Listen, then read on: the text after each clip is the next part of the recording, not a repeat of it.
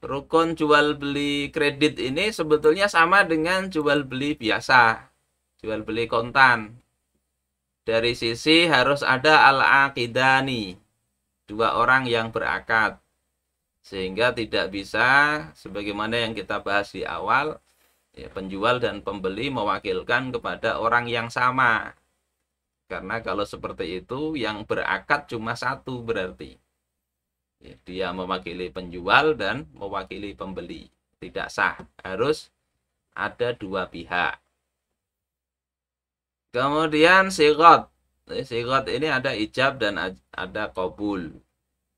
Kemudian yang ketiga ada objek akad atau al-ma'qud alaih. Tiga-tiganya ini harus ada. Dan tiga-tiganya ini ada syaratnya.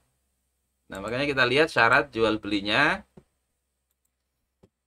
Nah, yang pertama syaratnya itu bisa dilihat di syarat-syarat jual beli yang sudah kita bahas secara umum dulu.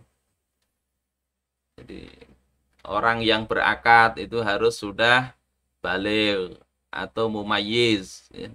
Kalau mumayyiz ada ikhtilaf, kalau baligh tidak ada ikhtilaf. Berakal, dia punya hak untuk melakukan tasarruf dan seterusnya. Kemudian syarat ijab qabulnya juga harus sesuai ketentuan yang kita bahas sebelumnya. Termasuk barang yang diakadkan itu juga sama dengan syarat-syarat jual beli. Jadi kita bahas jual beli kredit, itu syarat-syarat jual beli itu sudah harus terpenuhi. Tinggal nanti kita bahas kreditnya itu. Jadi yang pertama ini kita anggap clear. Kalau belum clear, lihat pembahasan sebelumnya. Kemudian yang kedua, ini barang yang dikredit itu bukan emas. Jadi kalau kredit emas nggak bisa. Bukan pula perak, bukan pula mata uang, dan bukan pula barang yang belum sempurna kepemilikannya. Karena kalau barang yang belum sempurna kepemilikannya cuma ada dua babnya itu, yakni bai'us salam atau salaf dan istisna. Sehingga nggak bisa masuk ke kredit di sini. Ini dalilnya kenapa emas dan perak tidak boleh, karena memang Rasulullah katakan demikian, az-zahab bil-zahab wal fiddah bil-fiddah. Emas dengan emas, perak dengan perak dan seterusnya ini. Di sini ada dikatakan yadan biyadin. Harus tangan dengan tangan, maksudnya kontan. Kemudian fa idza ikhtalafat hadhil asnaf, kalau berbeda yakni emas misalnya dengan uang, uang itu nanti masuk ke kategori az-zahab wal fiddah. Walaupun uangnya kertas. Kenapa? Karena mata uang itu di dalam hadis itu suatu ketika disebut az-zahab wal fiddah, tapi di hadis lain disebut dinar dan dirham. Nah, kalau hadisnya bicara dinar dan dirham itu konotasinya ke mata uang, walaupun mata uang saat itu adalah emas dan perak. Makanya kalau mata uang kertas itu masuknya ke hadis dinar dan dirham. Nah, itu boleh dijual ya, fabi'u kaifa syi'tum. Juallah sebagaimana kalian inginkan, idza kana yadan biyadin. Kalau kontan ya. Sehingga jenis barang ini itu tidak boleh kredit. Jual belinya nggak boleh kredit. Berbeda dengan ngutang ya. Nanti kalau saya, makanya di awal tadi saya kasih perbedaan. Kalau ngutang boleh, utang emas itu boleh. Akad qard ya. Emas 10 gram saya utang. Tapi ini nanti kembalinya emas.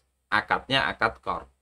Tapi kalau saya nukar emas 10 gram pakai rupiah, ini akadnya akad jual beli, harus kontan, nggak boleh kredit. Ya.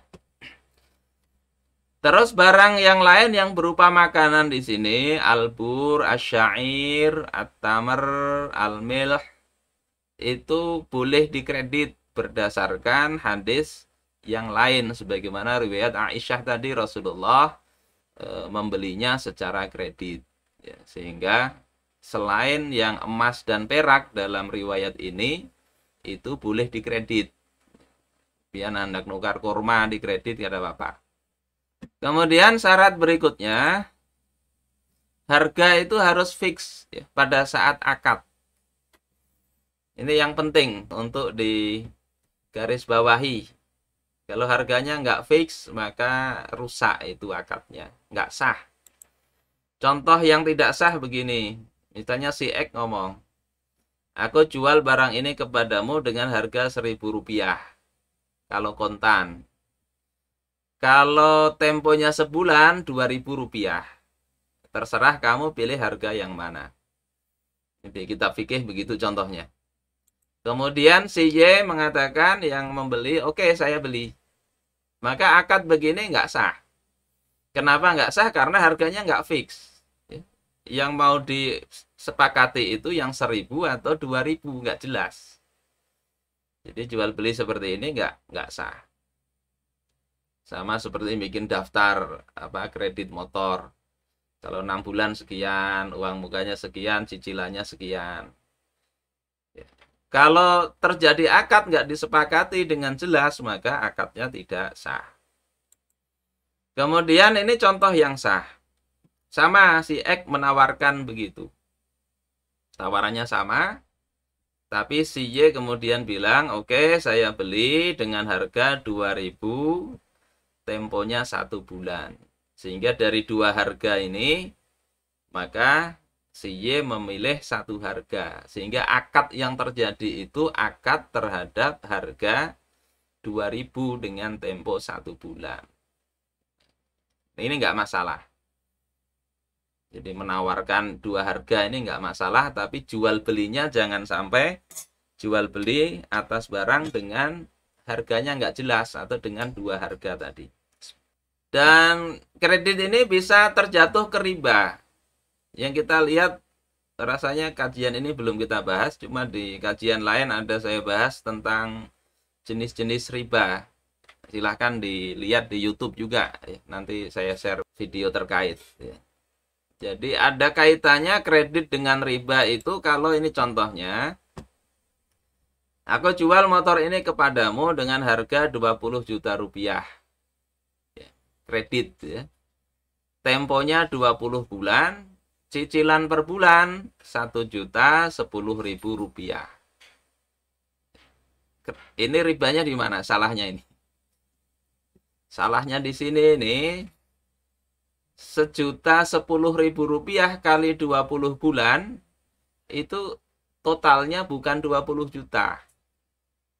Sehingga totalnya itu 20 juta, lebihannya 10 kali 20, 200.000. Wah, 200.000 kan ringan aja cicilan. Ini bukan masalah ringan atau tidak, ini masalah akadnya ini loh ya. Akadnya ini mengandung riba ini. Jadi riba walaupun 200.000 itu berat dosanya. Yang dalam hadis itu 1 dirham itu dosanya lebih berat dari 36 kali berzina. Walaupun itu pemaknaannya beda-beda ya. Ini masuk riba ini. Dan kita perhatikan kebanyakan akad-akad kredit itu begini. Diakadkan 200 juta rumah, ternyata dihitung cicilannya bisa 300 juta. Problem berat ini. Sehingga akad kredit itu bukannya nggak boleh, perlu diperbaiki akadnya. Syarat-syaratnya itu. Yang kedua, kalau tidak mendesak ya nggak usah lah. Nikmati aja yang Allah berikan. Saya membahas ini bukan dalam rangka memprovokasi untuk menambah kreditan, membebani hidup kita aja. Tapi kita mesti tahu di sini hukum-hukumnya itu.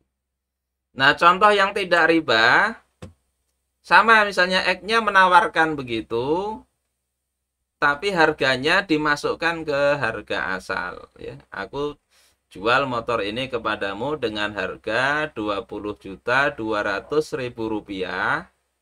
Tempo cicilannya 20 bulan, cicilan per bulannya 1.010.000 rupiah. Maka boleh begini. Tidak masuk riba karena apa? Ya memang 20 kali sejuta 10.000 itu hasilnya sama dengan yang diakadkan. Atau dengan kalimat yang lain, prinsipnya itu harganya tetap. Ya, mau dicicil berapa-berapa Kak, totalnya yang jelas yang diakadkan dengan yang dibayar itu tidak ada kelebihan.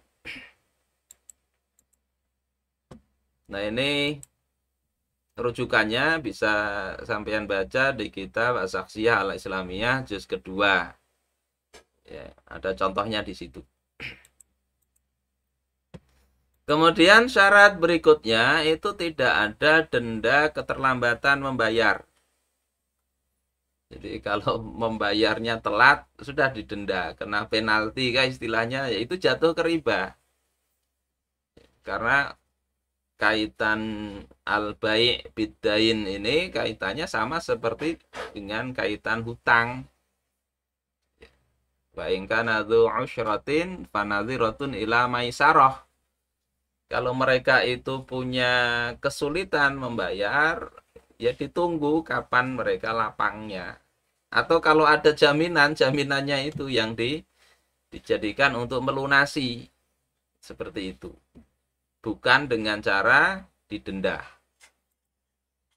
Itu poin keempat. Ini juga yang kadang sulit kita mau kredit, ya. Ada ketentuan begini ini. Kecuali di BMI. Bukan Bank Muamalat Indonesia, tapi Bank Mertua Indah. Kredit kan ada denda. Poin kelima, itu barang yang dibeli tidak dijadikan jaminan atas pembelian.